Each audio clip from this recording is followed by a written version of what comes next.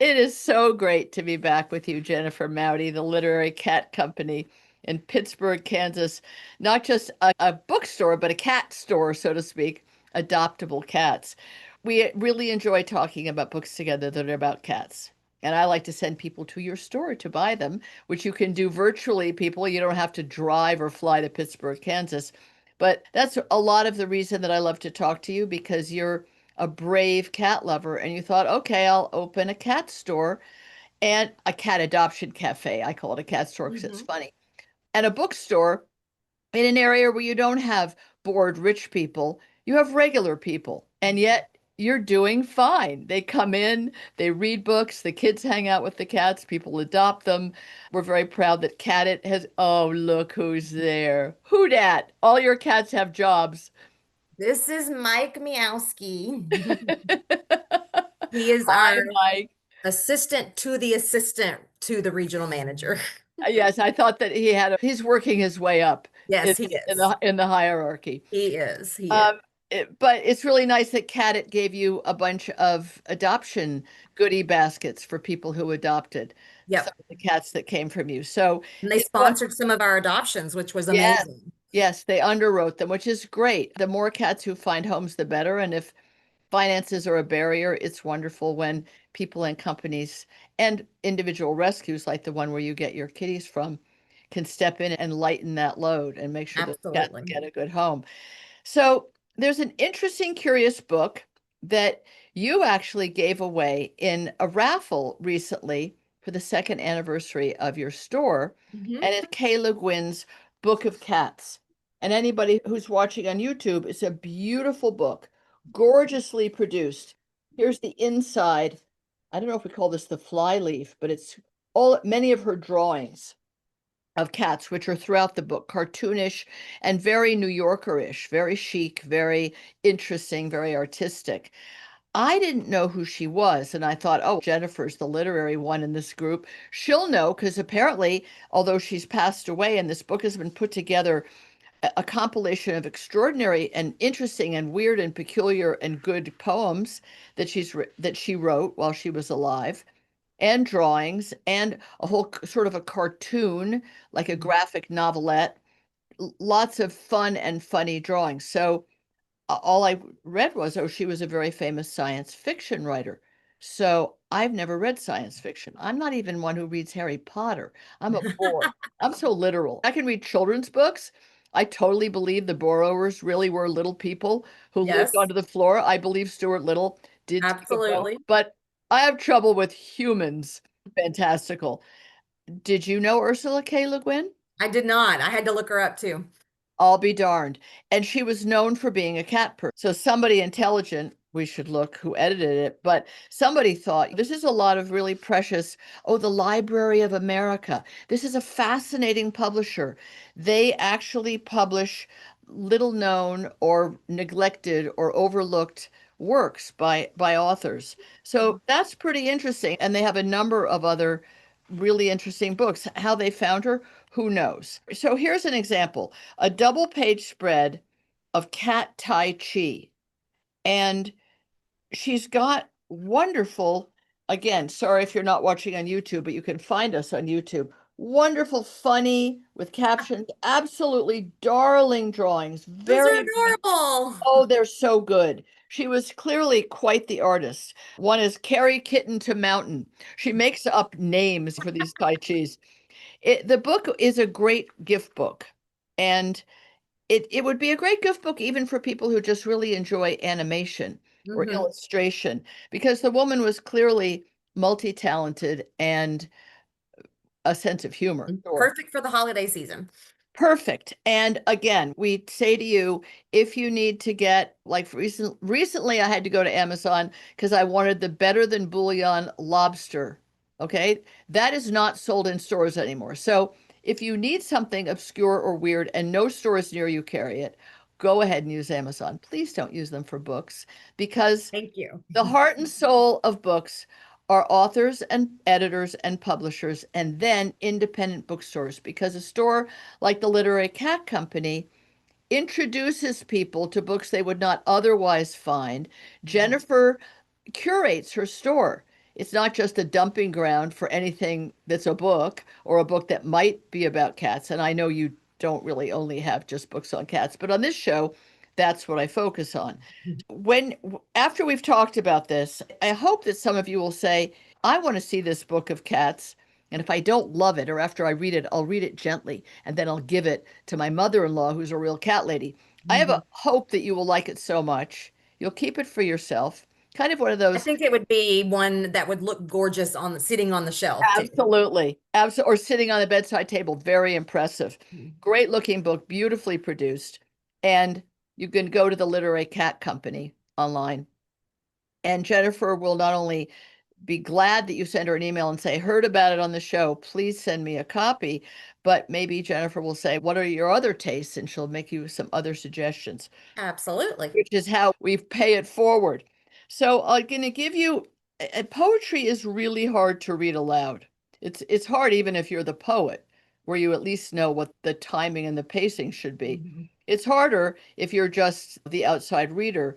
And sometimes I think that poetry is much easier to look at with your eyes because you can see where the line begins and ends Mhm. or where the punctuation is. But I'm going to try it anyway to give people an idea that Ursula K. Le Guin, and those of you who are science fiction fans, are probably rolling your eyes. What is the matter with you two women? How can you not know Ursula Le Guin? Because she was truly, maybe her books still sell fantastically, but in her lifetime, terrific. And you even found, Jennifer, that when she was 81 years old, Mhm. that she started a blog and it was about her cats. Yeah. So Yeah. maybe somebody got the idea to put all of her writings and scribblings and ideas and amusements between covers, Mm. possibly. Would be a great idea because she writes beautifully. Yes, absolutely charmingly. And there are some essays in here, very nice. And it's actually the cats writing to each other.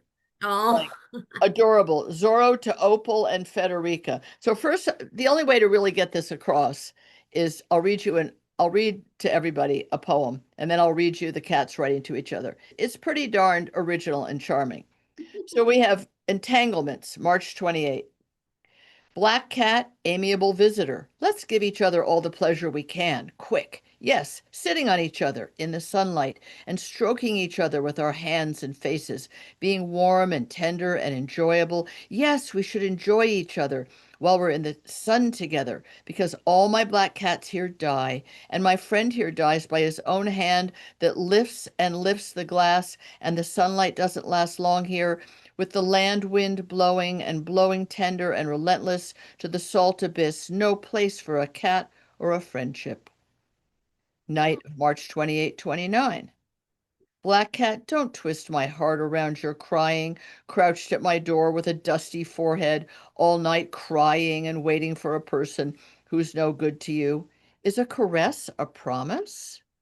Black cat, I should be the one making plans and you living wholly, but you're making plans without a future, and my now is twisted into your crying. Yes, sure, I should have been able to help somehow. I should be able to help now somehow. Something more use than a pat on the shoulder. And hi, how's it going? Is everything a promise? All of them broken? March 29th. Black cat, you are a fraud. Your lady lives around the corner and keeps her promises, or you wouldn't be the meaty cat, the hefty cat, the bully cat you are. A neighbor told me I should have listened to the crows shouting fraud, fraud, down from the phone poles at you. Pot's calling the kettle. You beat up his calico, the neighbor said, black-hearted, bloody-minded. A lesson to me. Is everything a lesson? Black is the lesson. I am learning from my friend how life gets twisted until there's no way to ever untie it because the future has become the past and there is no now, no way at all. March 10th, March 30th. No way to love usefully. March 31. Black cat, you are a monster, wailing round the walls and on the roof all night, crying and yowling, let me in, let me in. Pet me at 3 in the morning, caterwauling our modest affection into a false, inflated passion, a non-existent drama of desertion, a little black misery. Oh, why? Why make us both miserable? Why punish us? What for? For sitting together in the sunlight? What did we do wrong? So the book is like that. it really does have a voice and it's charming and interesting. And the funny thing about poetry is when you read it, you think, I don't think I know what this is about, or this is impenetrable. And then if you read it aloud, it comes alive. I can't explain that. One of And you those, definitely have to read it more than once. yes, yes, because the next time you're like, oh, I see, got it. Yep, this cat won't leave her alone. He's got an owner and the owner feeds him and he's a big faker.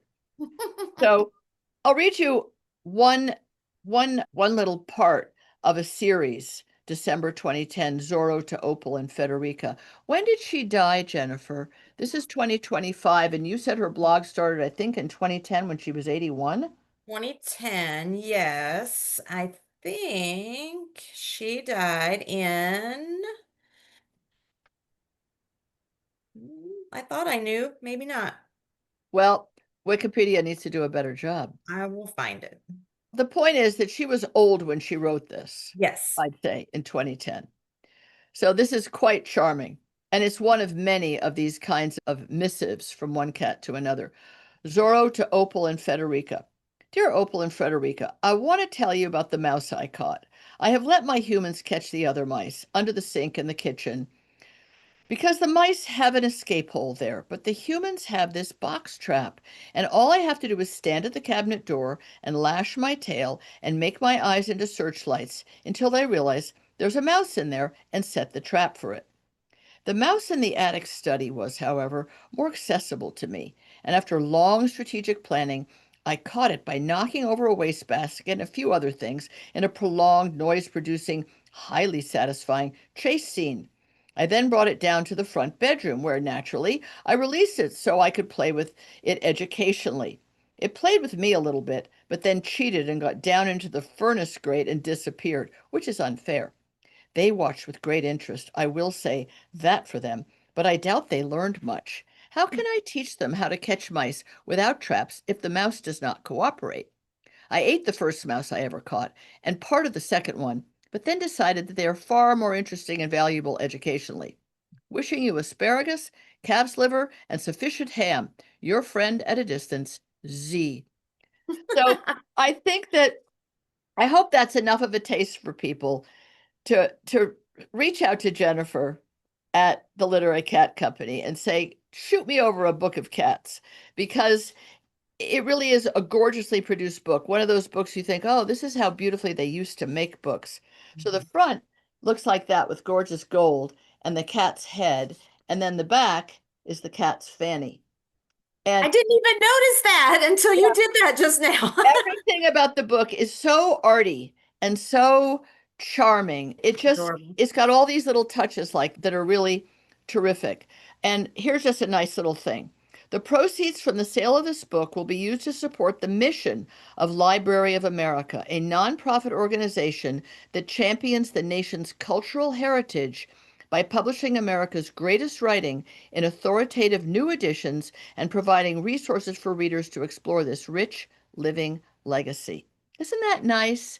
And Great. it's 14 East 60th Street, very fancy Fifth Avenue-ish address on the Upper East Side of New York City. So, Jennifer, thank you for carrying the book. Thank you for giving away a copy with a wonderful gift bag Thank as a you. Oh, by the celebration. way, Ursula passed away in 2018 at the age of 88.